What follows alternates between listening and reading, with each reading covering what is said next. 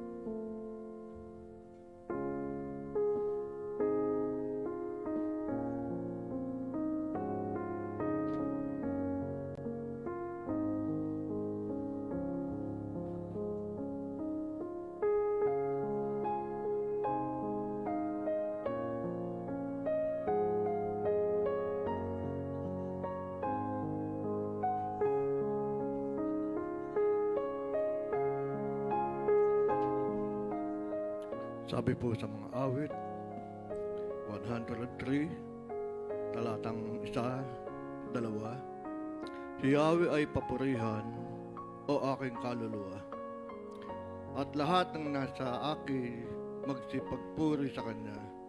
Purihin mo sa tuwina ang banal na ngalan niya.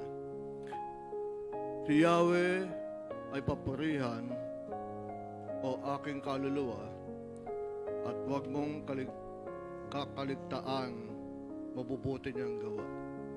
Tayo po'y manalangin.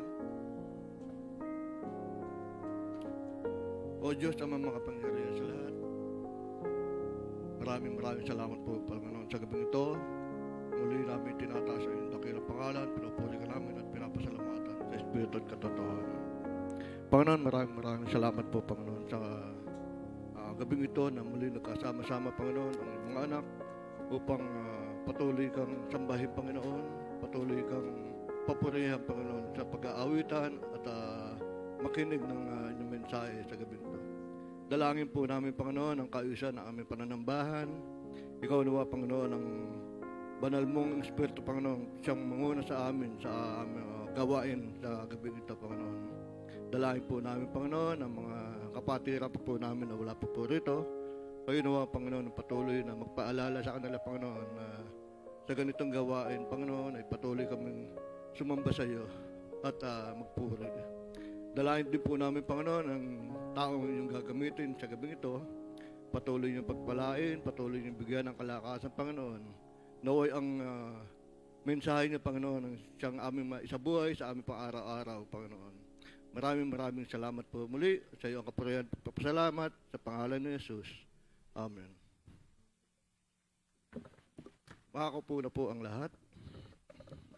At sama-sama po nating awitin, O Diyos, aming Ama langit.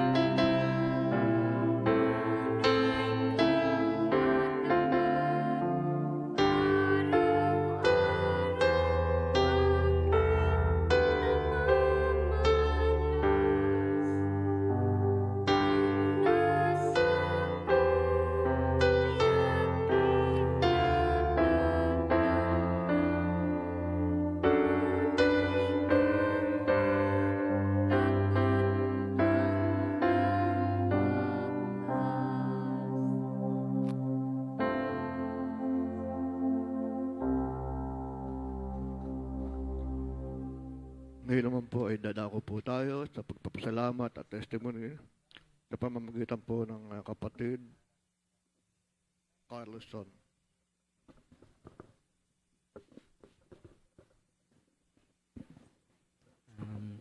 Hello. Magandang gabi po sa ating lahat. Ako po ay papatotoo at magpapasalamat sa ating Panginoon sa panibagong araw na ito. Nagpapasalamat po ako sa ating Panginoon sa mga biyaya at provision niya sa pamilya ko, and sa hindi niya pagpapabaya sa aking mga magulang. And ayun, pati na rin pinapasalamat ko sa Panginoon yung recently na graduation ko. I'm graduated na sa senior high. Yan. Thank you. Thank you kay Lord. Siyempre, lahat nung pagod, tsaka tsaka hirap na dinanas ko nung senior high is natugunan na at ayun, nakagraduate na rin sa wakas. And siyempre, panibagong challenge na naman sa college, and yun yung pinaghahandaan ko ngayon. And siyempre, papasalamat din ako sa Send a Child dahil naging malaking tulong yun sa amin ng mga mag-aaral. And lalo na kanila mama at papa dahil hindi nila ako pinapabayaan. Yun lang po ang pinapasalamat sa ating Panginoon. Magandang gabi po sa ating lahat. Isang mapagpalang gabi po sa ating lahat. Tayo po'y tumayo at sama-sama po tayong umawit at magpuri sa ating Panginoon. Tunay nga po na napakabuti ng Panginoon sa ating mga buhay. Kaya marapat lang na ibalik natin ang pabulit pasasalamat sa ating Panginoon.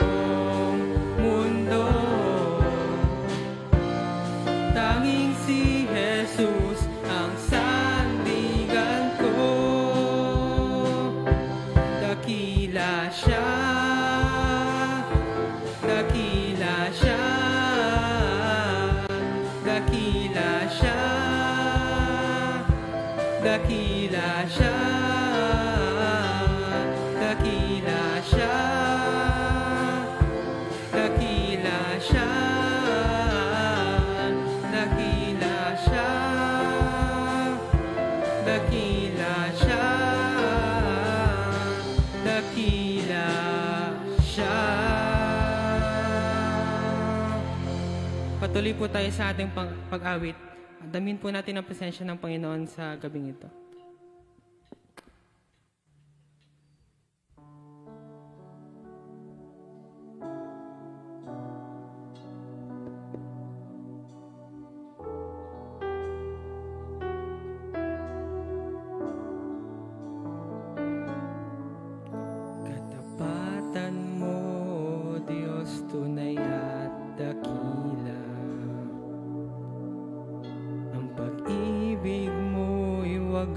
at walang kapantay sa aming puso, sa aming buhay.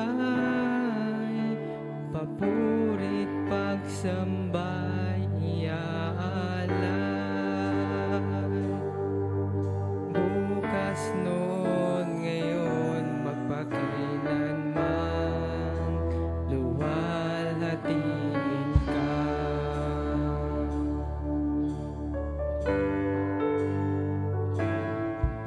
Katapatan mo, Diyos, tunay at dakila.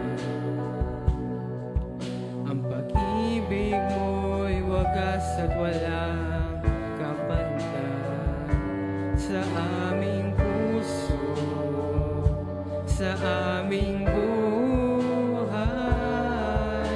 Papurit pagsambay iaalay.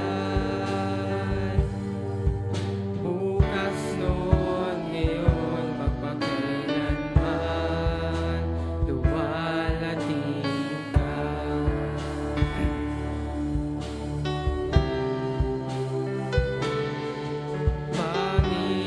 Panginoon, kay buti mo sa akin.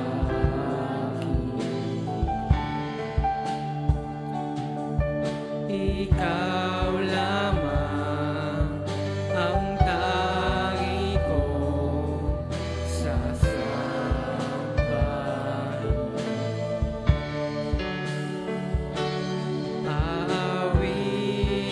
Aawitan kita at pupurihin,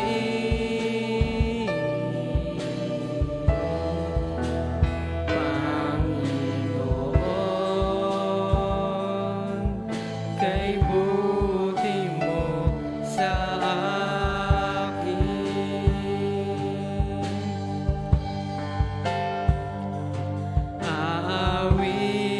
Aawitan kita at pupurihin,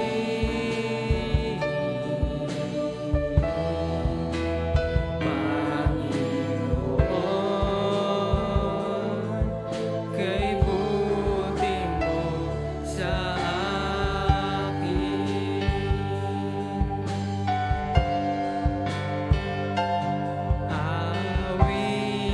Aawitan kita at pupurihin,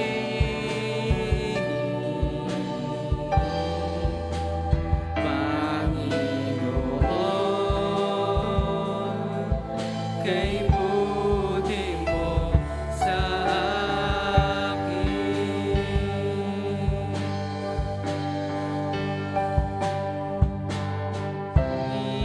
Aawitan kita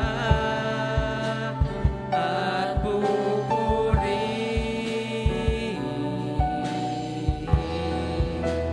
Panginoon, kay buti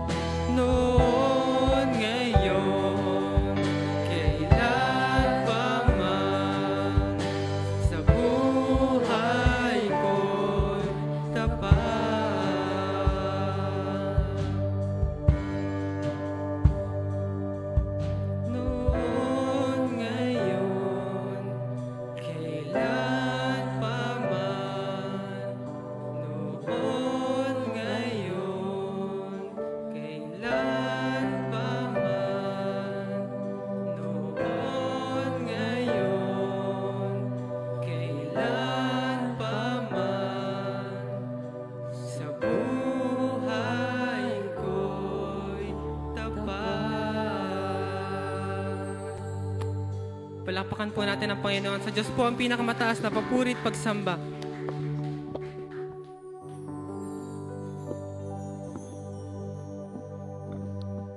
Nakaupo na po ang lahat. Ating pong ihanda ang ating mga puso at isipan sa pakikinig po ng mensahe ng ating Panginoon na ihahatid po sa atin ng ating predikator Jojo Filio.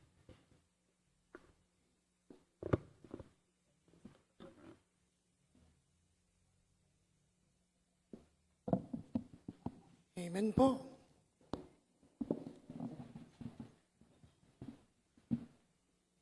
Yan.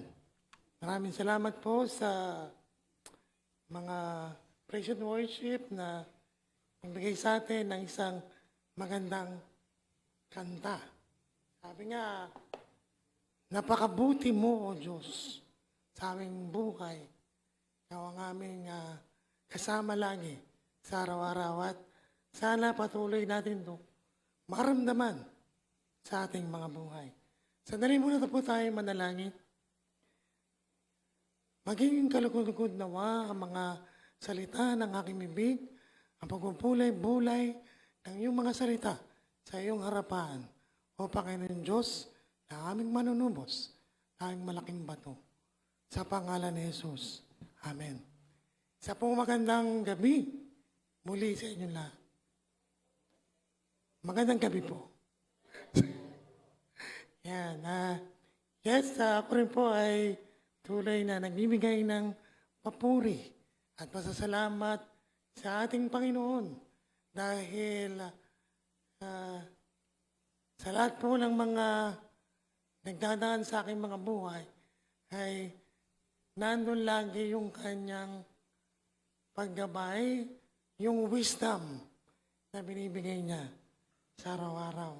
And alam ko, sa inyo rin, tinuturo at binibigay ito sa inyo. Okay.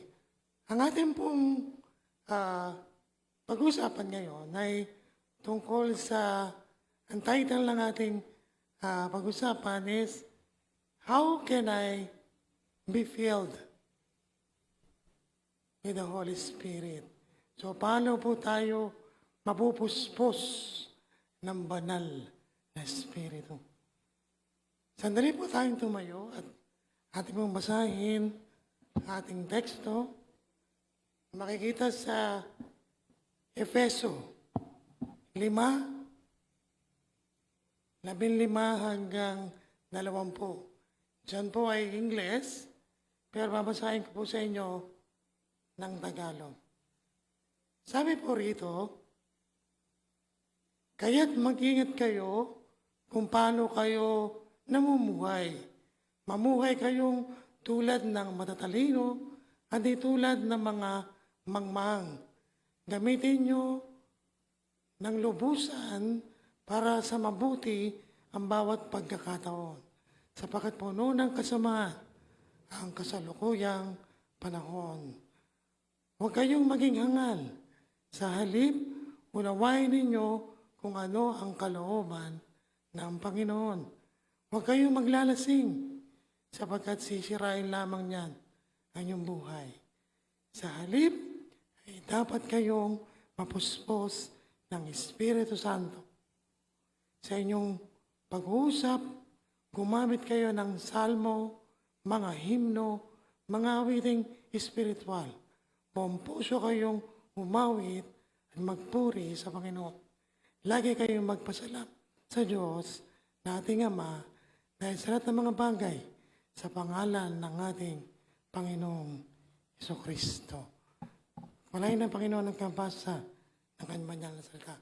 Tayo po ay maupo.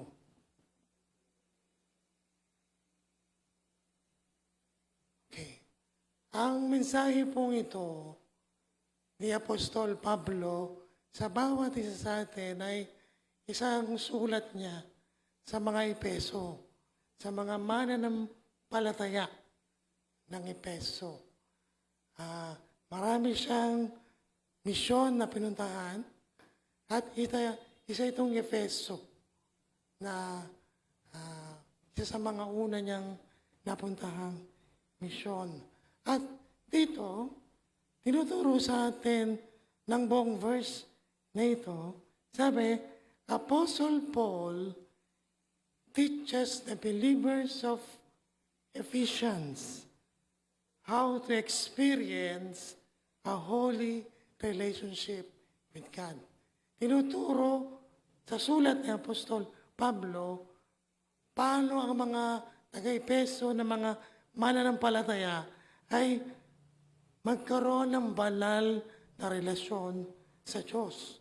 Ano po ang ibig sabihin noon? Ibig sabihin nito, it is how to live for God. Paano mamubuhay ang mga taga-Epeso sa gabay ng Espiritu Santo. Ang gabay ng Diyos. Tinuturo din ng how to obey Him. Paano susundin ng mga Epeso ang ating Panginoong Yesus. And para discover His will as we serve Him. Paano susundin ang kalooban ng Diyos habang naglilingkod ang mga taga-Epeso na mananampalataya. Okay, isa-isahin po natin ng mga verse na sinasabi po dito. Una, titignan natin yung sa verse 15 and 16. And sabi dito, so be careful how you live. Don't live like fools or unwise, but like those who are wise. Make the most of every opportunity in these days of evil. So, ang unang katanungan sa atin dito, how can we live our lives with God? Paano tayo mamumuhay ng maayos? O paano tayo sisimulang mabuhay para sa ating Panginoon? Well, sabi ko nga, paano tayo, kailan ba natin naranasan ang kapuspusan ng Espiritu Santo? Kailan ba natin nadama ang mapuspos tayo ng Espiritu Santo? Sa mga apostol, nung nawala ang ating Panginoong Hesus, ang habilin ng ating Panginoong Hesus, huwag kayong maglala. May darating na Espiritu Santo na siyang magbibigay ng unawa sa lahat ng mga bagay na gusto kong ipaintindi sa inyo, sa mga apostol. Ngunit, tayo bilang mga nakakilala sa ating Panginoon, ito yung unang nararanasan natin. Ang Espiritong Banal ang pumasok sa atin. Nung tayo ay nagkaroon ng relasyon sa ating Panginoon. Hindi ito isang feeling lang na na-feel ko yung Espiritu ng Panginoon. Ito'y isang desisyon ng iyong buhay na susuko mo ang iyong buhay sa Panginoon at papapasukin mo ang Espiritu Santo ng Diyos na magkokontrol ng iyong buhay. Sabi, everyone who belongs to Jesus Christ has the Spirit of God living in him or with her. Lahat ng nakilala sa ating Panginoon ay may Espiritu Santo na nasa ating mga buhay. Ngunit, paano nga tayo mabubuhay na maayos bilang mga bagong nakakilala sa ating Panginoon? Well, kinuha ko po itong dalawang ito sa nung tinawag si Abraham ng ating Panginoon. Ito po yung makikita natin sa Genesis. Genesis 17:1. Ito yung tinawag si Abraham nung siya ay 99 years old at nagpakita ang Panginoon sa kanya. Sabi nun sa Genesis 17:1, sabi, I am God Almighty. Ako ang iyong Diyos na makapangyarihan. Walk before me and be blameless. So, kung gusto nating mapuspos tayo, patuloy na mapuspos ng Espiritong Banal, nung tayo nakipagrelasyon sa ating Panginoon, nararapat lamang na lumakad tayo kasama ang ating Panginoon. At pag sinabing lumakad, katabi mo ang ating Panginoon araw-araw ng ating mga buhay. At kasama doon, sabi kay Abraham, be blameless. Pag sinabing blameless, walang bahid, dungis. So, di ba, sabi ko nga, itong verse ng Efeso, pinapakita how we can live a holy relationship with God. Pero, bilang simpleng explanation dito, sa verse 17, ang walking before God and be blameless means living with a continuous awareness of His presence. Nadarama mo araw-araw ang presensya ng Diyos. Pinapursue natin yung integridad, yung lumalakad tayo kung ano yung gustong mangyari ng Diyos sa ating mga buhay. And obeying His word through the empowerment of the Holy Spirit. So itong mga bagay na to na sinabi kay Abraham na pinagawa sa kanya, na pinagawa rin sa mga mananampalataya ng Epeso, ay ito rin ang pinapaalala sa bawat isa sa atin if we want to have the Holy Spirit in our lives. Yung heartless devotion sa ating Panginoon. Heartless, yung alab ng puso, yung hindi tinitignan yung mga bagay na yes, alam nating mahirap ang buhay, alam nating mahirap mga bagay, pero yung puso natin na desire ng puso natin na binigay ng Diyos nung nakipagrelasyon tayo. Ano yung desire na to? Ito ba'y gustong maglingkod sa ating Panginoon?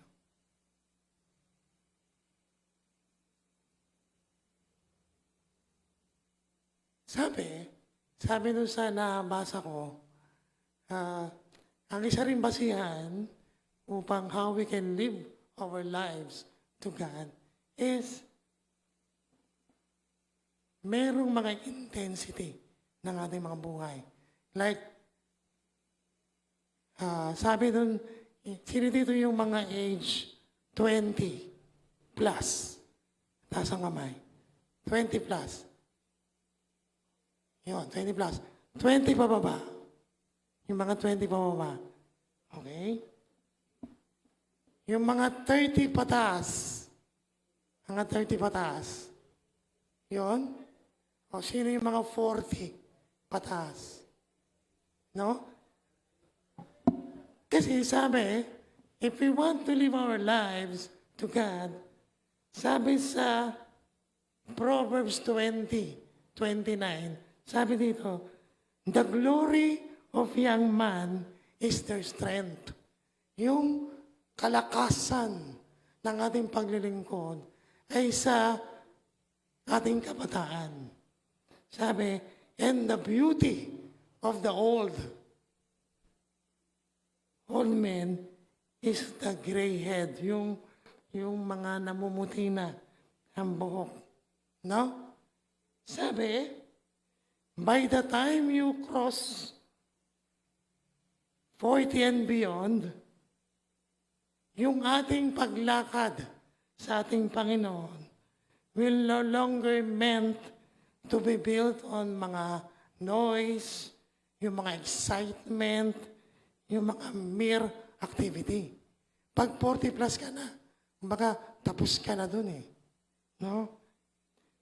Dapat, mga 40 plus, it must be rooted in depth, mas malalim na yung ating relasyon, yung ating spiritu, mas naguguro na. Yung conviction natin, yung ating dignity, o yung ating mga conviction bilang mananampalataya ay matatag na. We have spiritual authority.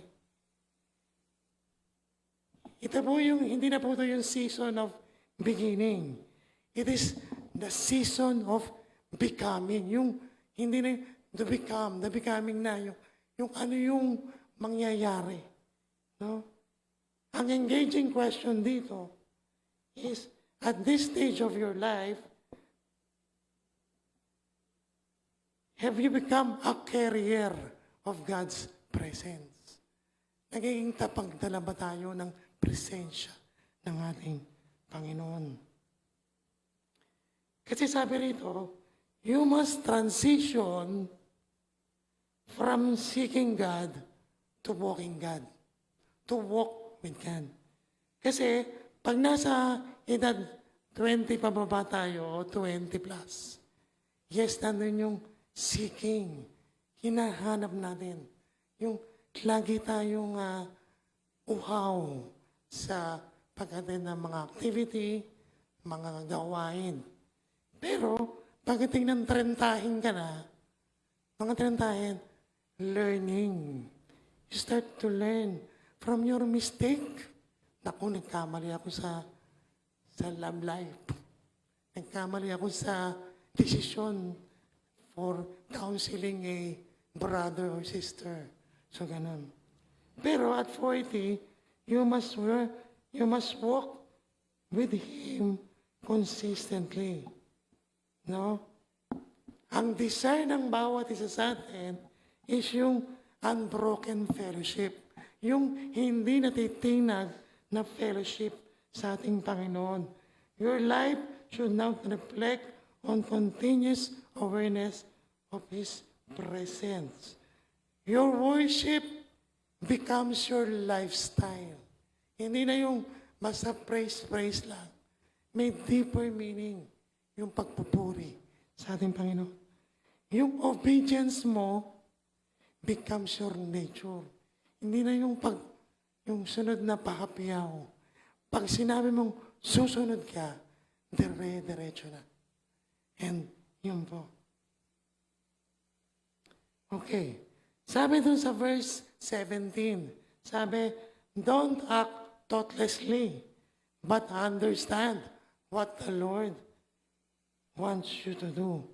No? Hindi na puro tayo, sabi sa 17, huwag kayong maging hangal sa halip unawain ninyo kung ano yung kalooban ng Diyos.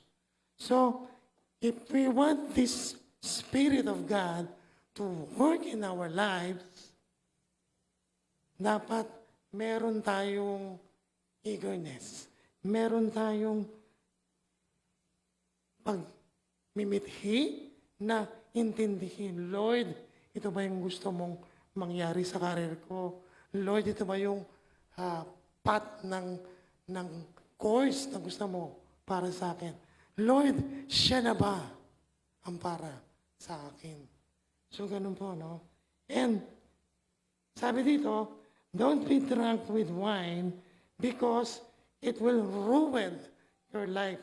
Instead, be filled with the Spirit. Dito po kasi, sa verse na ito, kaya sinabi yung being drunk with wine, kasi yung mga mananampalataya ng Efeso, even though nakakilala sila sa Panginoon, still, yung obedience nila, hati. Sinusunod pa rin nila yung gusto nila. Like, dito, sabi, the pagan people of Ephesus worship their God in drunken orgies. Ibig sabihin, yung drunken orgies, yun yung while drinking,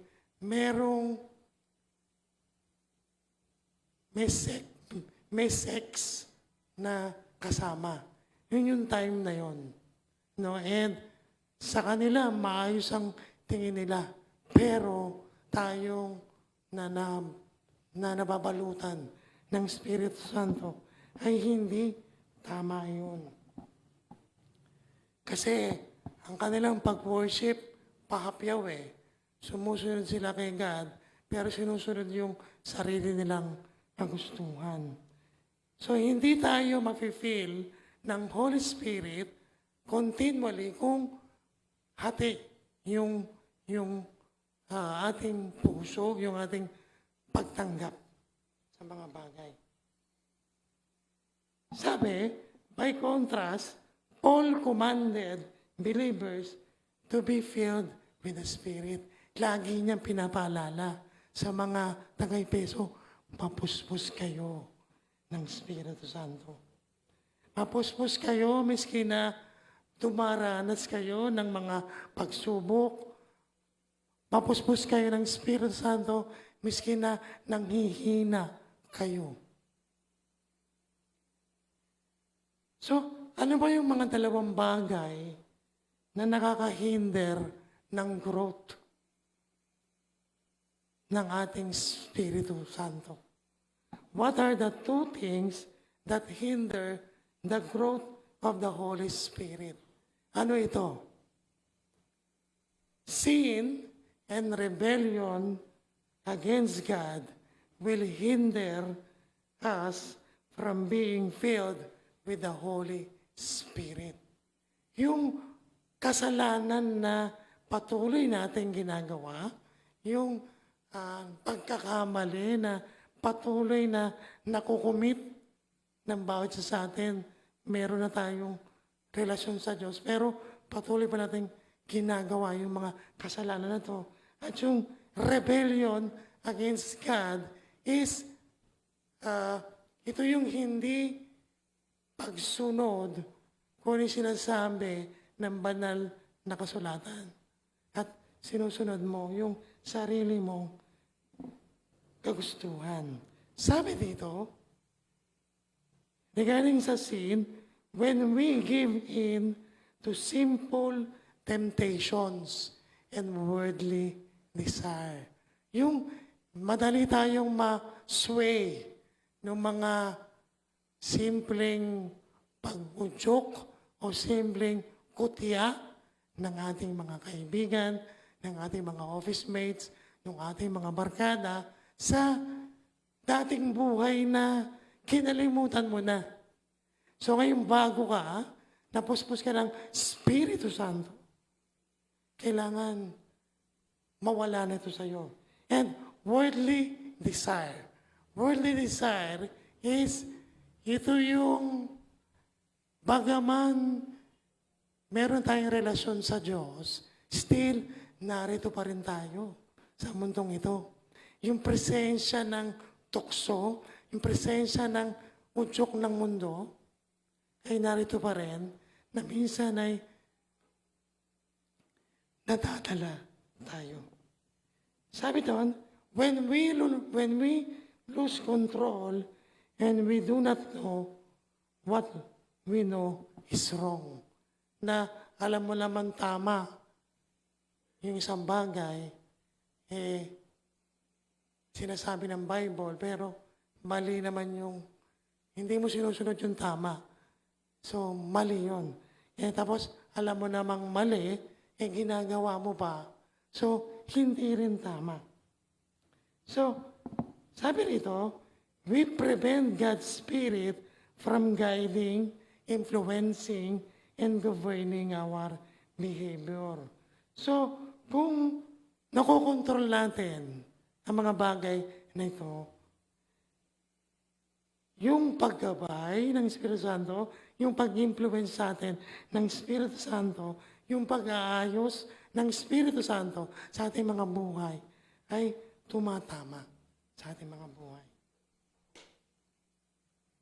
Now, sabi, paano natin malalaman kung yung Espiritu Santo is not working in our lives?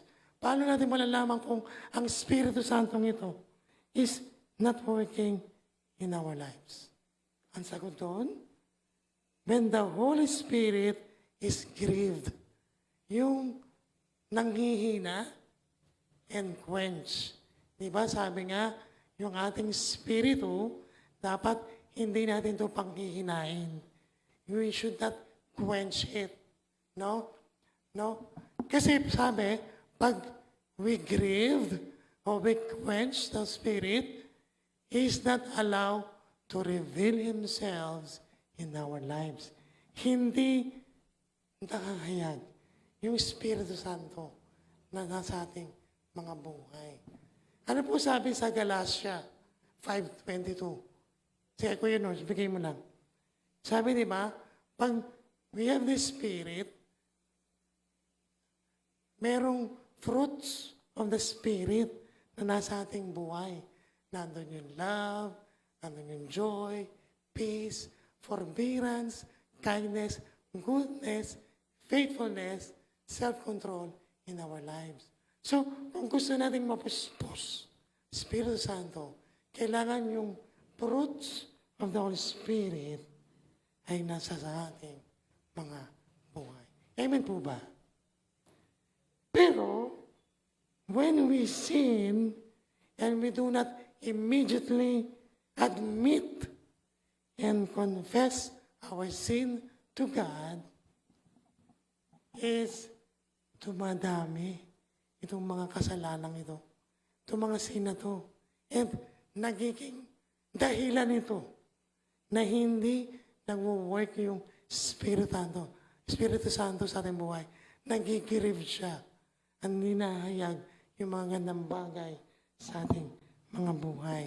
Ngunit sabi nga, mga magulang at mga kapatid, sabi sa 1 John 1:9, kung kinukumpes mo ang iyong kasalanan, araw-araw, willing ang Panginoon na patawarin ka sa ating mga kasalanan at baguhin ka at patuloy na lumago sa ating mga buhay.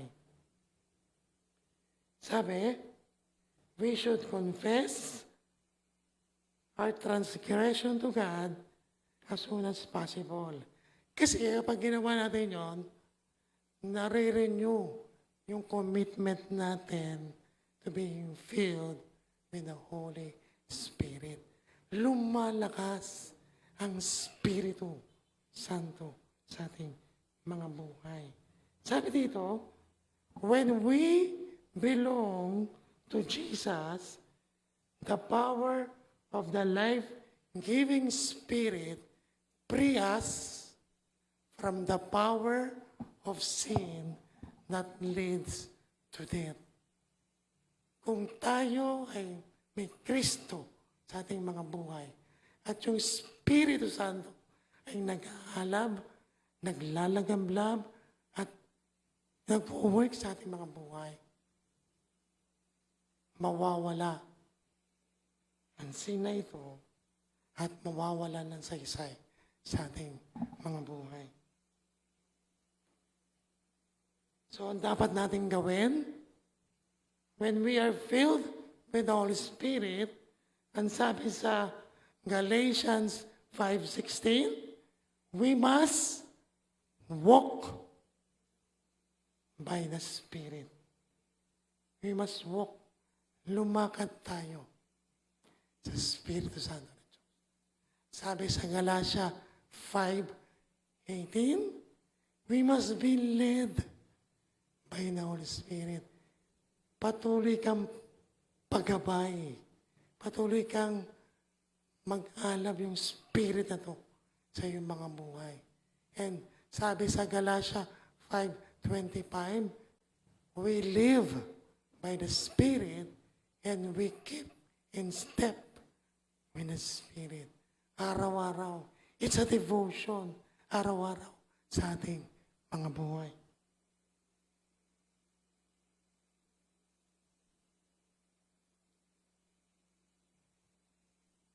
Ang sabi sa verse 19 and 20, sabi doon, ang isang paraan upang ma-filled tayo ng Holy Spirit is to sing psalms of praise and worship to God. To sing spiritual songs. Kasi yung music gives comfort to our hearts. Di ba? Napakasarap ng pakiramdam kung yung kanta na kinakanta in the congregation ay paborito mo. Yung it touches your heart, na sa sobrang touch, you raise your hand to God. You praise your God with all the things that is done in your life. So, ang power ng Holy Spirit ay nare-reveal sa magitan ng pagpupuri through praise song, to yung worship God sa ating mga buhay. Pwede rin namang we worship when we do our devotion sa umaga, when we pray to God. And how we can give thanks to God in the name of our Lord Jesus? Heartfelt prayer. Panalangin. Panalangin dalisay. Panalangin na walang patid. Gagala ka na magpuri sa Diyos. Yung araw-araw na bukang bibig mo ang salita ng Diyos. Yung panalangin na kahit saan ka naroon, nananalangin ka. Ako nga po pag nagpa-park at wala akong maparkingan, I always pray, Lord, pengi ng parking. And binibigay sa akin. Yung mga ganong simpleng bagay na daily acts ng how the Holy Spirit work in our lives and obedience to the Lord. Paano ba tayo sumusunod sa Panginoon? Pag sinabihan ka ng pastor mo, kapatid, pwede ka ba sa ganito? Dapat wala nang tanggi o na lang. No? Kasi ginamit yung taong yon, may purpose. Bakit ka nilapitan? Kasi yun yung time mo to touch other people's lives. Gagamitin ka ng Panginoon.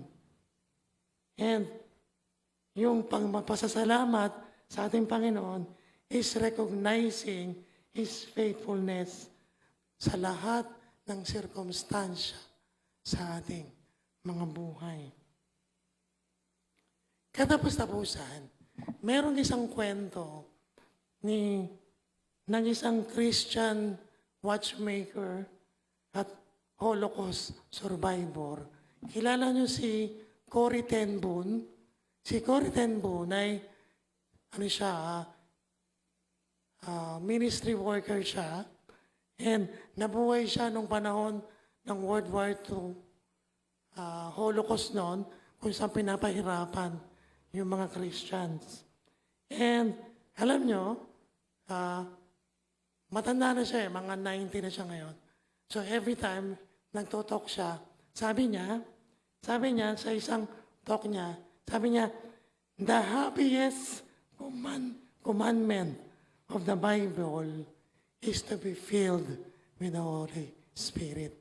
Ang isa sa pinakamasayang pakiramdam, pinakamasayang gagawin mo sa buhay mo is mapuspos ka ng Espiritu Santo. Because it is essential for Christian living. Mahalaga ito. Kasi it empowering believers to move beyond exhausting self-effort to a life of overflowing ministry of love.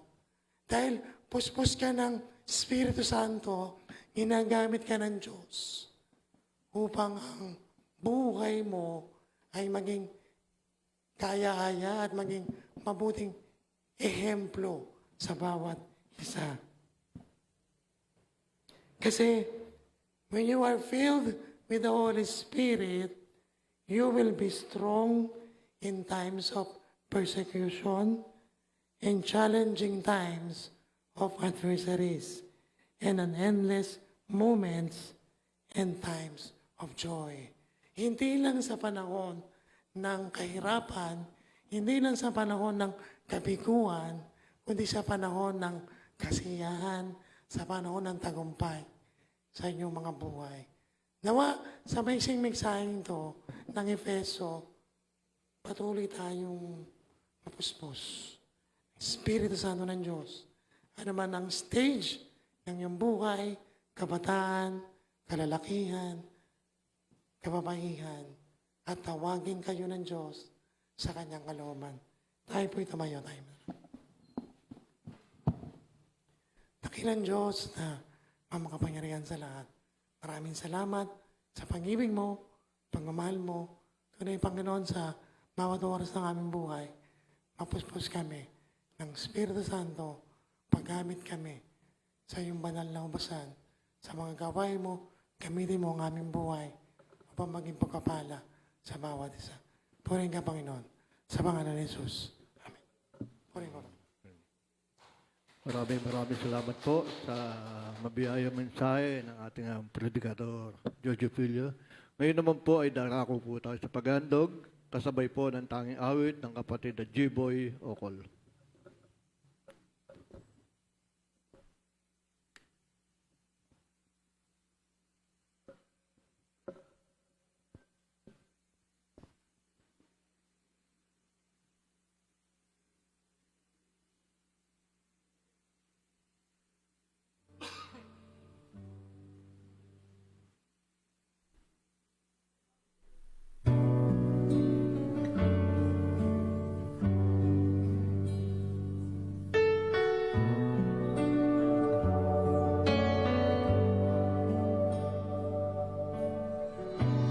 You are the source of life.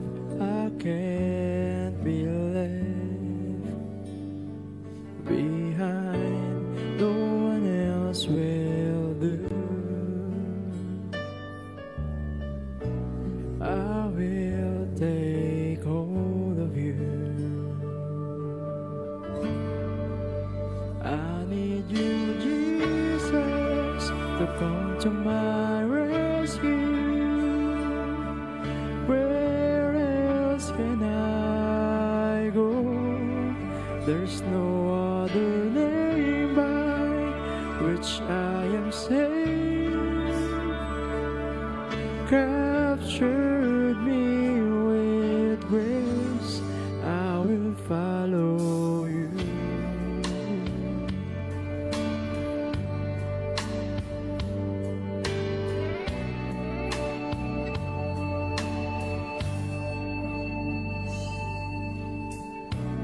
You are the source of life.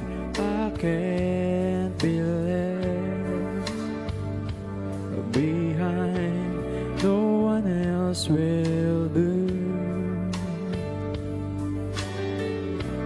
I will take hold of you. I need you, Jesus, to come to my rescue. Where else can I go? There's no other name by which I am saved. Captured me with grace, 'cause I need you, Jesus, to come to my rescue. Where else can I go? There's no other name by which I am saved. Captured me with grace, I will follow you.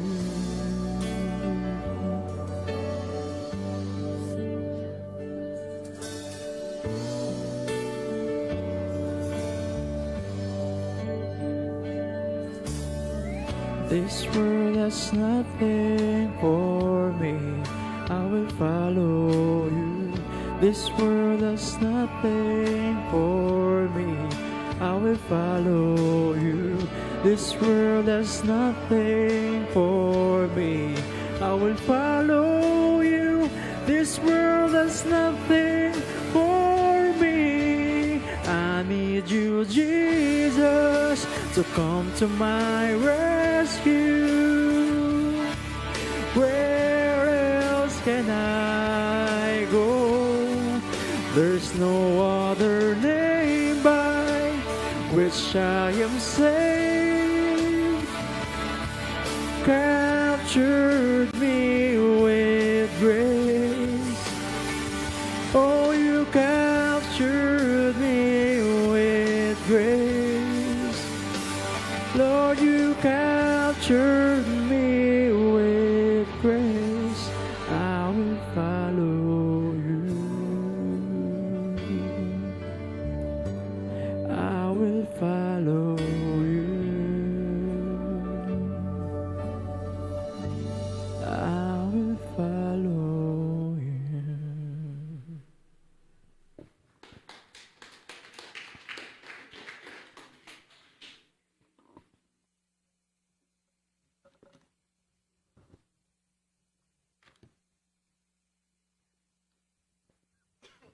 Ngayon naman po ay dadako po tayo sa sama-samang panalangin. Ang mga nasa tahanan po ay pwede pong sumabay sa ating pananalangin. Ang mga ipapanalangin po ay ating po makikita sa ating live stream. Para po sa prayer group 1, panalangin para sa may mga karamdaman, ito po ay ipapanalangin ng mga kababaihan. Para naman po sa Group 2, panalangin para sa mga pagawain at gawain ng ating iglesia. Ito po ay simula po kay JR hanggang kay Kuya G-Boy. Ito po ay papanalangin niya. Ang Group 3 po ay papanalangin po para sa mga miyembro ng ating iglesia. Simula po kay Ate Jeneline hanggang sa technical. At ang kalalakihan po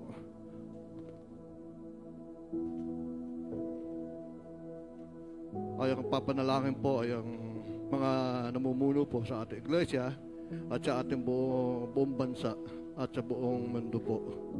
Sige po, tayo po ay magsimula na sa ating grupo-grupong panalangin.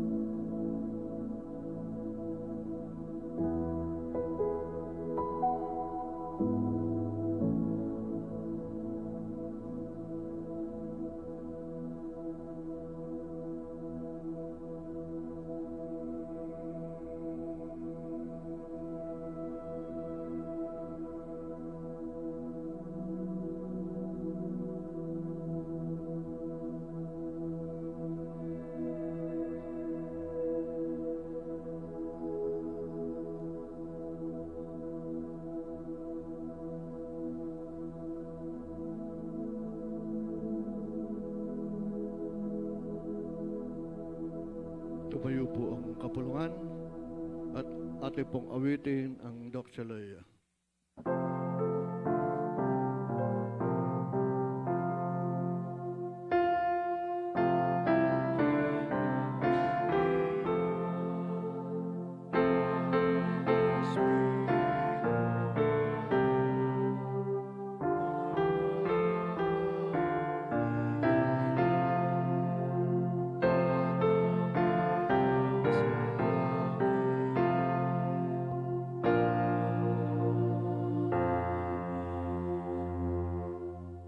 Panginoon Diyos na mamakapangyarihan sa lahat, Ama, maraming salamat sa tapos na pananambahan namin ngayon. Salamat sa presensya mo sa bawat isa sa amin. Mga Panginoon, na ang ngayon ko mga gawain siya patuloy na magpalakas sa bawat isa sa amin, sa aming mga buhay.